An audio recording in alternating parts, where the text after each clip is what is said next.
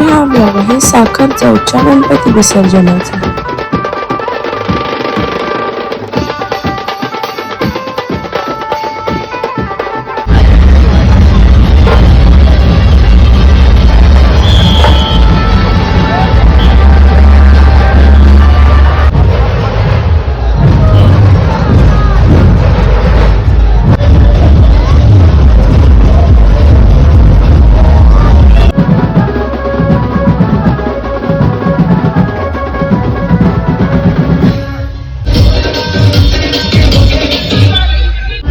थोड्या मिरवणुकी बघितल्या आणि मग आम्हाला लागली भूक. मग आम्ही गेलो दाबेली खायला.